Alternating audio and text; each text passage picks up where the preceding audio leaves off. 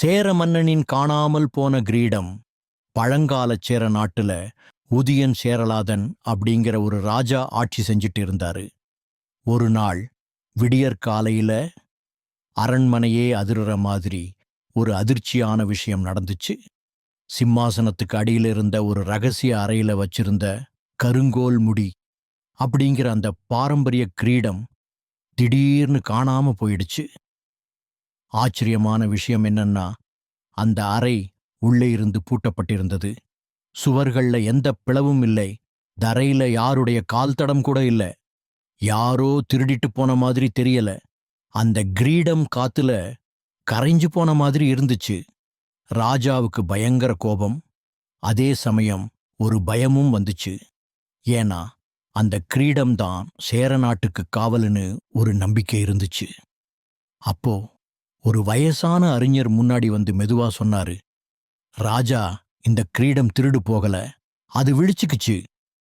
அவரு ஒரு பழைய ரகசியத்தைச் சொன்னாரு. சேர வம்சத்துக்கு பெரிய ஆபத்து வரும்போது அந்த கிரீடம் அரண்மனையை விட்டு வெளியேறி வஞ்சி காட்டுக்குள்ள இருக்கிற ஒரு ரகசிய இடத்துக்கு போயிடும். அது ராஜாவுக்கு ஒரு எச்சரிக்கை.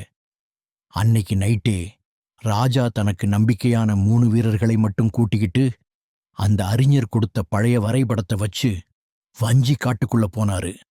காட்டுக்குள்ள போக போக காத்து ரொம்ப கனமா இருந்துச்சு. யாரோ தங்களை கவனிக்கிற மாதிரி ஒரு உணர்வு. திடீர்னு ஒரு இடத்துல ஒரு பெரிய பாறைய பார்த்தாங்க. அதுல சேர நாட்டு சின்னம், வில் அம்பு தலைகீழா செதுக்கப்பட்டிருந்துச்சு. அந்த பாறைய ஒரு உண்மையான ராஜா மட்டும்தான் திறக்க முடியும். ராஜா தன்னோட உள்ளங்கைய அந்த பாறை மேல வச்ச அடுத்த நிமிஷம் பாறை ஒரு கதவு மாதிரி பெருசா திறந்துச்சு. உள்ள போனா அது ஒரு பாதாள அறை. அங்க முன்னாடி வாழ்ந்த சேர மன்னர்களோட சிலைகள் வரிசையா இருந்துச்சு. அதோட நடுவுல காணாம போன அந்த கிரீடம் மெதுவா ஜொலிச்சுக்கிட்டு காத்துல மிதந்துட்டு இருந்துச்சு. திடீர்னு தரை அதிர ஆரம்பிச்சது. ஒரு கம்பீரமான குரல் கேட்டுச்சு. உன் அரண்மனைக்குள்ளிருந்தே உனக்கு ஆபத்து வரப்போகுது. அதான் இந்த கிரீடம் இங்க வந்துடுச்சு. ராஜா அப்படியே உறைஞ்சு போயிட்டாரு. அவருக்கு முன்னாடி சில காட்சிகள் மின்னல் மாதிரி வந்துட்டு போச்சு. நாட்டுல வரப்போற வறட்சி, கூடவே இருக்கிற அமைச்சரோட துரோகம், மேற்கிலிருந்து வரப்போற எதிரிகளோட அட்டகாசம், இப்படி எல்லா ஆபத்துகளையும் அந்த கிரீடம் அவருக்கு முன்கூட்டியே காட்டி எச்சரிச்சது. ராஜா அந்த கிரீடத்தை கையில எடுத்ததும் அந்த அறை அமைதியாச்சு. அங்க இருந்த சிலைகளெல்லாம் ராஜாவை வணங்குற மாதிரி தலை குனிஞ்சுச்சு.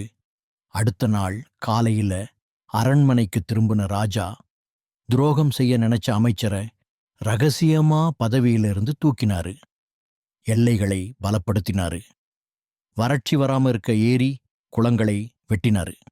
அந்த கிரீடம் சொன்ன மாதிரியே சில மாசங்கள்ல ஆபத்துகள் வந்துச்சு. ஆனா ராஜா அதுக்கு முன்னாடியே தயாரா இருந்ததுனால சேர நாடு ரொம்ப பலமா தப்பிச்சது. அந்த கிரீடம் எங்க கிடைச்சதுன்னு ராஜா கடைசி வரைக்கும் யார்கிட்டையும் சொல்லல. இன்னைக்கும் ஒரு கதை சொல்லுவாங்க. சேர நாட்டுக்கு எப்பெல்லாம் ஆபத்து வருதோ அப்போ அந்த கிரீடம் பூமிக்கு அடியில ஜொலிக்க ஆரம்பிக்குமாம். அடுத்த ஒரு தகுதியான ராஜாவுக்காக காத்துட்டு இருக்குமாம். ரீல் கடைய சப்ஸ்கிரைப் செய்ய மறக்காதீங்க.